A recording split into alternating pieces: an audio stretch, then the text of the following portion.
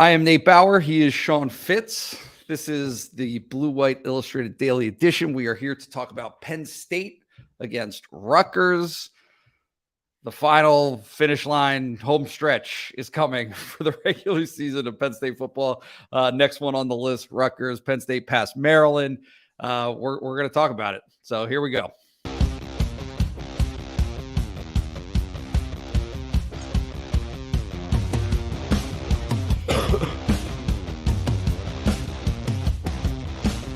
Fitz, hello. If I sound exasperated, it's not intentional. It's just this is the time, right? Like this is the time of year where Penn State gets, Maryland and then Rutgers and Michigan State to round out the season, and it almost feels like my attitude towards this is the very thing that Penn State football needs to be aware of, right? And avoid and try to prevent against is, just a feeling of, oh, this is going through the motions, and being able to avoid, going on the road and losing to a team that they shouldn't lose to. Is that about right? Yeah, that sounds about right. I mean, if anybody knows going through the motions, it's you. I know you've got that. Oh, stop. But I also know you have a Penn State basketball game to cover at 11:30 this morning. So trying to knock this out before you get there. So I know that's all you're looking forward to right now. By the way, great job on the Penn State basketball podcast that we have run or started here at Blue White. I know it's been well received, and I hope continues to be well received. And I hope they continue to win to make it easier to talk about Penn State basketball, because we all know that talking about a winner much easier than talking about the alternative. By the way, like this video on YouTube, follow us on YouTube and subscribe to all our social channels if you will. But this week, Penn State, Rutgers. I don't know what more needs to be said. This is a game that Penn State should go out. The matchups favor them strongly. Rutgers will play up. This is no doubt in my mind. You saw that a couple of weeks ago when they took Michigan. I believe it was very close, if not tied at halftime. Michigan, of course, had the depth and talent to pull away from the Scarlet Knights, but a really good performance by Rutgers, at least for a half. And, Penn State, just from top to bottom, more talented, deeper, faster. You put on the tape a little bit earlier today. Penn State should win this game. They should win this game convincingly. We'll get to predictions here in a little while, but it should really reflect. That should really reflect how that comes together. So I like what Penn State's bringing to Piscataway this weekend. It's just a matter of being up and getting. We're doing what they need to do to take care of business. On the banks. I said something Wednesday night as a joke, and so I'll repeat it just. Back-to-back rivalry week games for Penn State between Maryland and Rutgers. Like, remember when that was a talking point, when that was a thing, was, these two teams, these two programs coming into the Big Ten, and, it was like TV money and all of these things were going to kind of even things out and give Penn State some competition on the East Coast. And, certainly that has not come to fruition in terms of the trajectories of these programs. But also, on the other side of things, I think it's to Penn State's credit that they've maintained that, right? That Penn State has kind of kept that older brother, type of standing. But to my earlier point, to hold on to that and to keep that place, to keep things feeling the way that they currently feel for Penn State, you got to take care of business. You got to go out and win a game like this, and do so probably convincingly, I think, for Penn State fans to be happy. We went to practice, obviously, Wednesday night. You took the defense. You were looking at defensive stuff. I was looking at offense. Just wondering what some of your impressions were of what we saw last night. Well, depending on when you're picking up your viewing, listening of this podcast, James Franklin alluded to Joey Porter's absence earlier this week, kind of cleared it up. He made it worse on himself after the game on Saturday. I mean, by saying what he said, a non-football injury when it could have been an illness, he made the speculative nature of that worse, and came back at it and, blamed it on us. But what are you going to do about that? But said it was an emergency appendectomy. That was something that, we had talked about through the week, but I don't expect to see Joey Porter this week. We didn't see him at practice. you hate saying this because you sound like such a condescending prick when you do it. But they shouldn't need Joey Porter to contain the Rutgers wide receivers. They didn't really need him as much as I thought they might last week against Maryland, against a better group of wide receivers. But Kalen King is phenomenal, just a top level prospect in his own right, great player. Johnny Dixon's come along. We're starting to see maybe see a little bit more Cam Miller on Saturday. Maybe see more Daquan Hardy, things like that. As you try Marquise Wilson, right? What's that? Marquise Wilson. Yeah, Marquise Wilson played a pretty good game against Maryland as well. So I always forget him. They labeled him as an athlete on the roster last year, and you just completely forgot about him because when you do your search, your find on the roster, you'd search for receivers. You wouldn't get Marquise Wilson. You search for corners, you wouldn't get Marquise Wilson. So he's kind of the forgotten guy. But he's still done a nice job. They really like him. I mean, they think they've got 4, maybe 5 pro corners in there. Of course, Joey and Kalen lead the way, but those guys further down the depth chart can play as well. But don't expect to see Joey on Saturday. The good thing there, Curtis Jacobs made his return to being more of a full participant, I would say, in practice. So you throw him out there, your defense gets a little bit healthier. Obviously, I think a lot of the injury talk has been focused on the offensive line. Defense has been banged up a little bit, but you haven't noticed it as much because of the depth, because of the guys that they rotate in there. Defensive line is going, 6 deep at defensive tackle and defensive end right now. So probably five deep at defensive end. And then you throw Ji'Ayir Fisher into the mix, who's back. I don't think I've been on since I was on the recruiting podcast the other day, so I haven't seen it. But seeing Ji'Ayir Fisher back in pads, you don't comprehend like what he had to go through to get there and to be as far ahead of schedule as he is. It's just really, really phenomenal. And it's a credit to how he's worked, how the training staff has gotten him back. And this is an injury suffered in spring, essentially. And he's back on the field in November. I don't think anybody foresaw that. Penn State doesn't really confirm season-ending injuries unless they're season-ending. And they say he'll play this year. And all of a sudden, he's back. That's really cool. And you can really take some things away from that and maybe be a little bit more hopeful. Not that you were killing yourself about defensive end next year, but for Ji'Ayir Fisher to be where he's at, I think it bodes well for the Nittany Lions at that position in 2023. Otherwise, defensively, I picked up on last night. I mentioned this in our chat last week on Blue White on the message boards. Mekhi Flowers, the safety from Harrisburg area, ended his career at CD East. He's starting to come along. And that's, one of those things where you've got a collection of guys. I know you asked James Franklin about redshirting after practice last night, but you've got a collection of guys that are going to be no-brainer redshirts. Mekhi Flowers was one of those guys for me. He's probably got the smallest waist in the program. I was seeing him last night. I mean, he's very, very skinny. He'll need some time in the weight room, obviously, to develop. But as far as movement skills, as far as like outward confidence, he looks like a different player than he looked in August when he was a little bit overwhelmed. I think, unfortunately, our introduction to Kaytron Allen was Kaytron Allen bowling over Mekhi Flowers in a program video. So that's not ideal for a start for a freshman, but I think he's come along. He's one of a couple of guys that I pointed out in the chat as starting to get it going. Does he factor in next year in the depth chart? I don't know. It's hard to say. Penn State's got a bunch of guys that are slated to come back at safety, but maybe work his way in as a special teams guy and starting to come along. And like I said, for guys like that, that first off season in the strength program is it's monumental for their career. Yeah. And for the record, Kaytron Allen has run over quite a few people in the time since. So yes, he is not on an island in that experience. But we didn't know that at the time. I mean, we knew he was a power back, obviously, right. and there was great things coming out, in the spring, even with Kaytron Allen, when all the talk wanted to be about Nick Singleton. But you put him out there and you run a guy over. You're just like, okay, is this guy overmatched? Is it because Kaytron Allen's so good? Is it because the other guy's overmatched? It's hard to say. But it wasn't exactly the welcoming party that I think Mekhi Flowers probably would have wanted. Probably not, but these things happen. I mean, honestly, it doesn't matter. Notes from the offensive side of the ball at the running back position. Still no Keyvone Lee. Which at this point I don't know.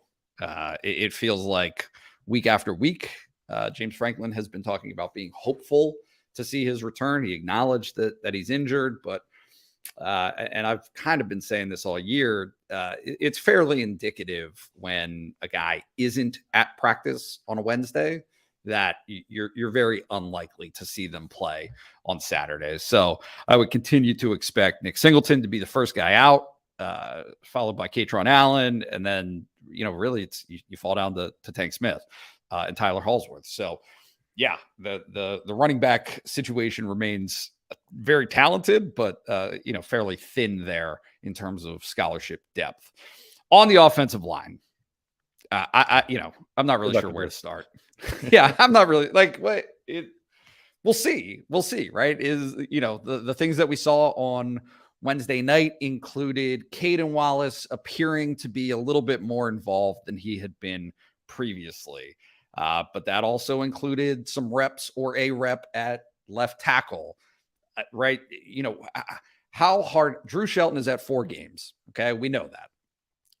Is there any possibility? James Franklin talked about wanting to try to preserve his red shirt 2 weeks ago. He didn't say that this week, but 2 weeks ago, we talked about still wanting to preserve Drew Shelton's red shirt. To what extent are they willing to go to do that? And is that still the case, right? Because there's all these dominoes that fall based on how Penn State either needs to, right? Like they either need to burn red shirts or they are going to do what they can to try to prioritize saving them. And so whether it's Vega Ioane, whether it's JB Nelson, whether it's Drew Shelton, there's this balancing act that has kind of been going on, and I would expect to continue to go on into this weekend, right? Are you playing Drew Effner at tackle? Effner can moonlight at the guard positions if he needs to. Hunter Norzad appears to be okay and played through last week. Sal Wormley played through last week, got through it. Drew Scruggs is banged up, according to James Franklin himself.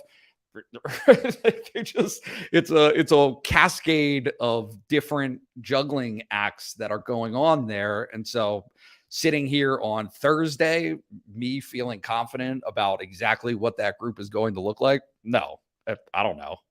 I don't know. We're going to find out.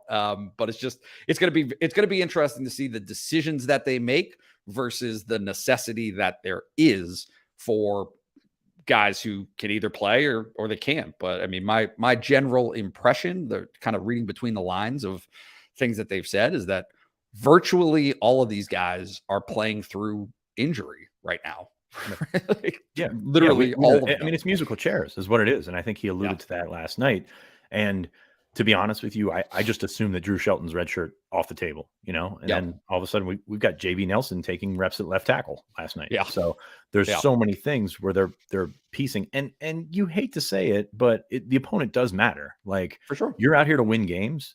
You can win games with these 2 games with different combinations. Now, obviously, I think next week, a little bit more difficult because Michigan State often very good up front. But maybe you get somebody back, maybe Caden Wallace, if Caden Wallace comes back, that solves a bunch of your problems because you've got Effner that can play pretty much anywhere. Norzad, he's banged up as well, but he has played through it. Sal Wormley's played through it. Drew Scruggs has played through it. And Vega, you've got a couple of games to play with. So it's crazy, that because we'll be talking about this in a couple of years and maybe it won't matter because the guy might be just so good he's gone or something like that. I will say in that defense, to me, there's 2 positions that you actually want to use those red shirts. Offensive line is one of them, quarterback the other one, if the guy's not ready. So everything else, as you asked James Franklin last night, is kind of, up in the air. So there's some no-brainer guys, but that doesn't come down to position. I think that comes down to physical development. That comes down to the plan that they hope to have coming into their freshman year. But I mean, it worked. Like we said, it worked last week. You were able to play the right game of musical chairs where you kept Nelson out of there, you kept Ioane out of there, and you've got you can continue to sort of read and react and go by that. And obviously with offensive line and the injuries that they've had, it's not easy, but it's an ideal, that's an idealistic scenario. Like you want all the chips have to fall and you can still redshirt Shelton, you can still redshirt Nelson, you can still redshirt Ioane. I don't think that the realistic aspect of that is going to happen or can happen, but there is a path to that. There is a path that you can put out and it can happen. So Doesn't matter. We're going to talk about it in a couple of years. I don't know, but it's crazy thing. And I think going back, and I think this is something that was partially self-inflicted by me. I had Nelson a couple of weeks ago when we were talking with T. Frank on the live show at 3 for 2. He's actually a 4 for 3 because of the COVID. Right. His first year was the COVID year. So do you hold on to him and potentially make him a 2-3 year starter? I think that one means a little bit more than Ioane, than Shelton, where you don't know what those guys are going to look up in a couple of years. And I mean, they get a couple of guys back, and all of a sudden, not only the end of this year looks a lot better, but also next year could look like a pretty deep unit. Yeah, certainly they could look very good next year, depending on what happens with Olu Fashanu. Obviously, he's got a decision to make, but that Hunter Norzad is going to be back. Juice Scruggs has the opportunity to come back if he wants it. Sal Wormley can come back if he wants it. Effner can come back if he wants it. To me, that's a big one. Is certainly, I think the Penn State wants to keep Effner if he's willing to entertain that. For him, it would be the 6th year, right? So, right. No, and obviously, I asked James Franklin last night. I think it's a fascinating conversation. I'm not sure that I asked the question in a way that got necessarily the response that I wanted. But you started with calculus, you idiot. Yeah, that was stupid, dumb, bad mistake. No, but like what the point is, I think that the external perception is that Penn State, or that this is a one-sided hope, right? That you're able to preserve redshirts from the program standpoint of, we want to keep these guys in our back pocket, have them as long as we possibly can. They're not going to be used all that much this year. And so in the future, it's just better. It's more advantageous to have these guys as 24-year-olds or 23-year-olds than it is to have them play as 18-year-olds. However, and kind of to my point, it's not just that. And Jay Franklin talked about this a little bit at the beginning of the season and during training camp. He said, I'm going to quote him here. He said that 90% of players that get to Penn State as true freshmen or in their first year in the program believe that they should play and play a lot. Some of them are willing and able and say that they're fine with just being special teams players if it means that they can be on the field all season. And what he talked about was, as the season progresses and there are starters in front of them that aren't losing their jobs, and you see the rep distribution, a lot of times the tune changes. A lot of times the feedback changes to where, you're dissatisfied or you're less, personally, whether it's the family, the parents, or the player themselves, you're more interested in saying, I only got 5 games. If I would have just played in 4, then I could have preserved that redshirt. I would have had this extra flexibility. And so he talked a little bit about how that is an evolving process. But by the end of the year, by the time that they get to this situation, I'll be blunt. Last year with Kobe King in the bowl game that Penn State played in, I don't think that was, I'm reading between the lines here. Maybe you can correct me if I'm wrong, but I don't think that was James Franklin's decision. I think if Penn State had come to an understanding with Kobe and his parents that, that he would play in the game, and that would have been Penn State's preference, I think. But reading between the lines, it becomes a conversation, a two-way street of, hey, this is the feedback from those families of hey, this is not worth spending the red shirt and losing that extra year of flexibility. Yeah, no, I agree. And that comes down to, that's something that we don't, I guess, factor into that when we talk about these decisions is there's so many circumstances here at play other than, hey, can you get out here and are you going to be gone in 5 years? I think the interesting thing here, Penn State mismanaged a couple of these. Drew Shelton played against Ohio, I think, very late in the game. There were situations where they held, I won't say they mismanaged many of them, but you didn't get the full allotment of reps that you would want to get for a guy like Drew Shelton playing 1 or 2 series against Ohio. That's and that's where it comes in. But that's all hindsight, because he wasn't breaking through to beat Olu out, and wasn't going to be a guy that you thought you could lean on at 285 pounds as a starting left tackle for for a majority of the season, things change. As you mentioned, things change greatly.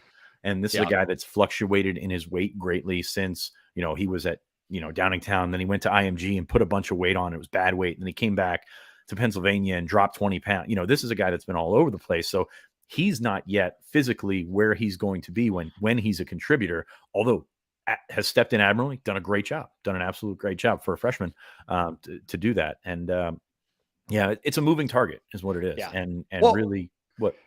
Well, I was just gonna say they want to keep guys, they want to play guys in those non-conference games to keep them engaged as well. Like that's one of the factors is, hey, you got all these guys who want to play, and you don't know. Yes, you don't know whether or not an opportunity is going to come based on injury late in the season, but you also don't know if you're going to be in close games for the rest of it. Like, you have no idea if Rutgers is going to be good or bad by the end of the season at when Penn State's playing. Well, got a pretty decent idea of that. I'm just saying, you don't know what you're going to be like. And I think that Penn State last year is a perfect example of that, right? For the way that Penn State played through the first 5 games of the season versus the nature of every single game that they played after that Iowa game, where everything, even wins, were fairly close. You don't know. Like, you don't know what state you're going to be in. And so it's a little bit of a guessing game, but it's just, I think it's far more complicated of an issue to deal with than most people would recognize. Right. And I will say the obvious thing here too is the bowl game should not count in this count, because not everybody plays bowl games. And on top of that, our national roster nightmare is over because JB Nelson has officially been moved to 56 on the official roster. So we don't have to answer that. Hopefully we don't have to answer that question every week now when he gets into the game. Rutgers, let's move on to Rutgers. There's so much to take away from their season. They started out hot, got a unexpected win against Boston College. Greg Schiano's a good coach. I mean, he doesn't have everything to work with there, but I mean, the guy got a job in the NFL, was not good in the NFL, but like, there's levels at play here. Rutgers offensively, it's an interesting dynamic because they don't score a ton of points. Nate and I, we have this conversation all the time about all the nuances of college football, but it comes down to who can put up points. And for the first time since, I believe, early September against Wagner last weekend, Rutgers put up over 20 points when they scored 21 on a touchdown with, I think, a minute to go against Michigan State in a 27-21 loss. So that's going to be something. Rutgers has trouble moving the ball. They've got a couple of talented guys, but as we've seen with Maryland, as we saw with Indiana a couple of weeks ago, that's something that Penn State can exploit. That's something that Penn State can get after. Gavin Wimsatt, the quarterback that was the next in line to be the savior at Rutgers, he's okay. He's not particularly accurate if you pressure him, and I think Penn State will be able to pressure him this weekend. Need to keep him in front of you. He's got some legs, can take off and get first downs and things like that, but he's not going to sit there, whether Joey Porter's there in the secondary or not. He's not going to sit there and pick you apart. The running game, they've got Rutgers always has good backs. I mean, this is something, even when they've had very poor teams, they've had good running backs. They're really going to miss Samuel Brown, who was a phenomenal running back at LaSalle, teammate of Abdul Carter in high school. He came in and was having a really good season, broke his foot. He's done. Aaron Young from Coatesville, a guy that Penn State went after for a short period of time, and Kyle Monangai are going to handle the running back duties for Rutgers. Guys that run hard, guys that do a lot of little things well. But I think it comes down to how overwhelming Penn State's defense can be. You saw that against Indiana. You saw that against Maryland. And I think that is potentially what you could see again on Saturday against this Rutgers offense. Yeah, and specifically last week against Michigan State, Monangai, he had the bulk of the carries. He was kind of I would call him the feature back of those two. Right. But they did have Young on some sweep plays, some passing plays. Things. Yeah, he caught a touchdown. Passing plays. Yeah. So yeah, look, this is not all that complicated. If Penn State is able to bottle up the running game on first and second down, which they have been fairly successful at this season, Wimsatt is not the quarterback that's going to break you on third and long, right? When you get into those third and long situations, he's He's just not the guy. The receivers, I don't think, pose a huge threat. Obviously, Aaron Cruikshank, I believe, is a guy that James Franklin specifically talked about earlier this week. But just, it's just not. It's not a dynamic offense. They move the ball a little bit better against Michigan State than they had earlier in the season. But look, it's fairly simple math. Is if even giving Rutgers the benefit of the doubt that defensively they'll be able to do something against Penn State's offense, or maybe limit it a little bit. You saw last week Penn State offensively still is not rolling. They have a running back who is incredibly dynamic and makes big plays, but it's not like the second half was a beater last weekend. And even before that, being held to some field goals, those kinds of things. I can envision that type of situation happening again this weekend. It's just that, what is Rutgers going to do? What is Rutgers offensively going to be able to produce? And it seems unlikely given the way that Penn State has played so far this season, and especially in recent weeks with some of the success that they've had on the defensive line, blitzing, you name it. It's difficult to envision.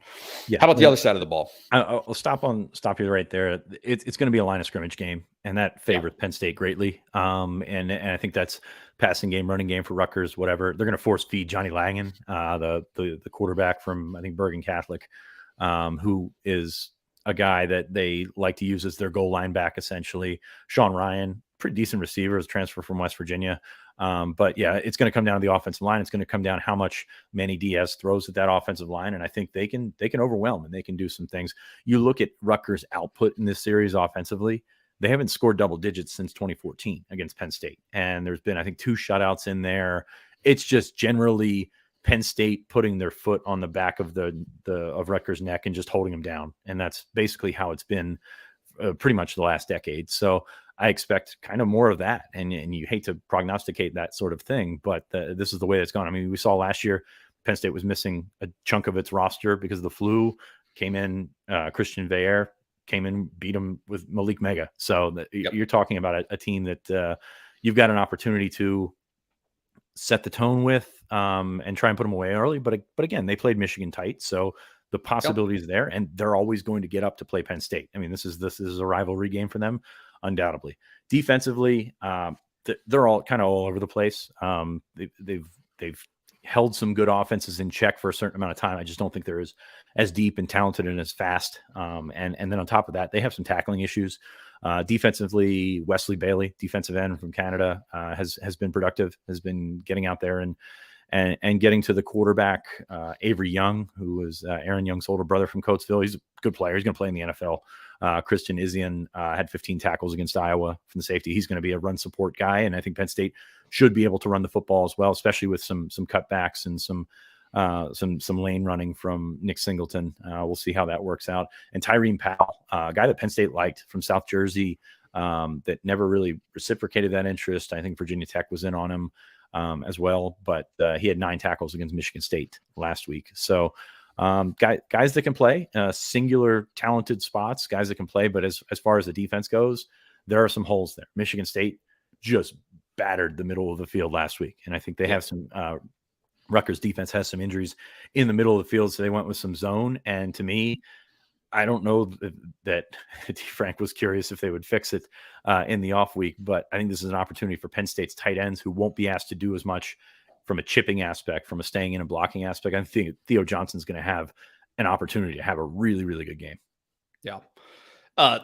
Just for the record, for clarity, the scoring defense at Rutgers has not been good. They're tied for 65th nationally at 25.9 points per game. But, at this point in the season, 10 games in, these tell a fairly good tale. And the efficiency numbers actually aren't that bad for Rutgers defense. They're 21st in total defense, 45th in rushing defense, giving up 134 yards a game.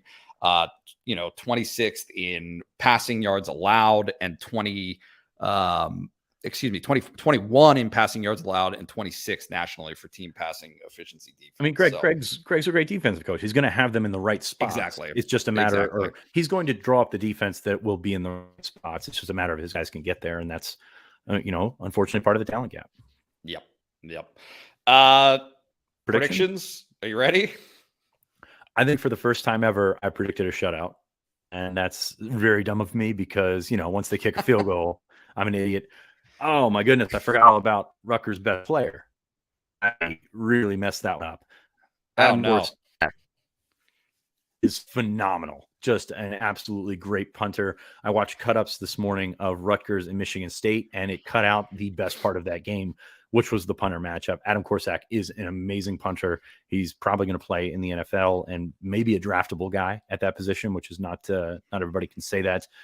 He is their best player. He is awesome. And, I think we'll see a bunch of them this week. Yeah.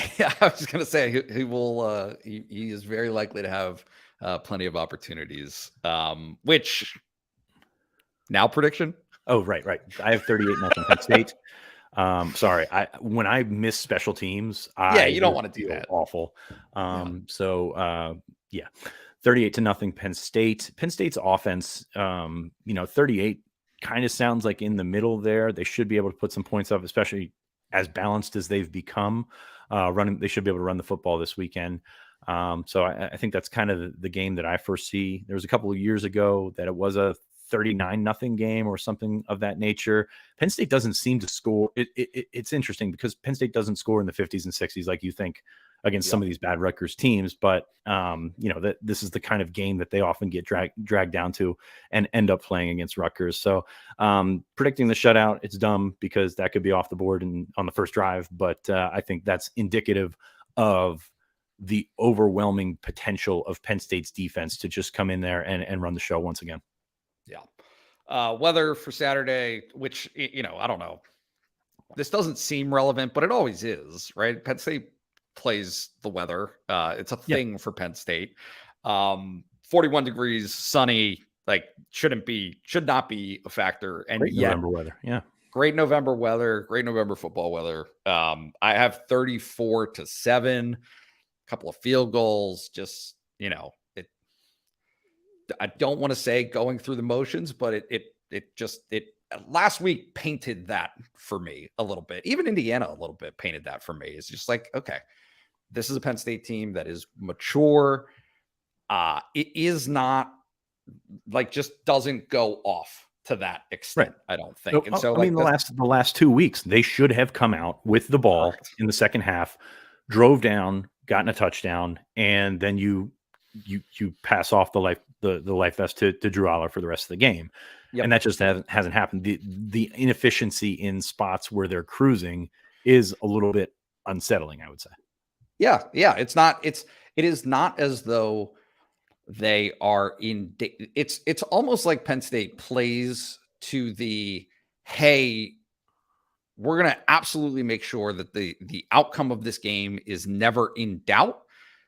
More so than it plays to the, hey, let's put this game everything. In doubt. Yeah. Let's just, anyway.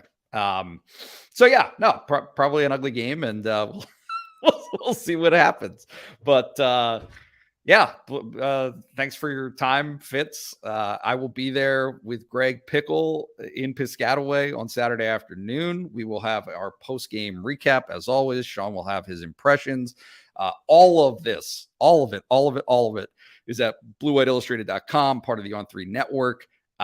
If you sign up right now for a premium subscription, it is $10 through the end of August. It's great. It's a good value. And I'm a value guy. Fitz knows this. Love hot deals. So do that. $10. Subscribe to YouTube, our podcasts, all of that stuff. We appreciate it very much when you do. And that's it. Thank you. Yeah.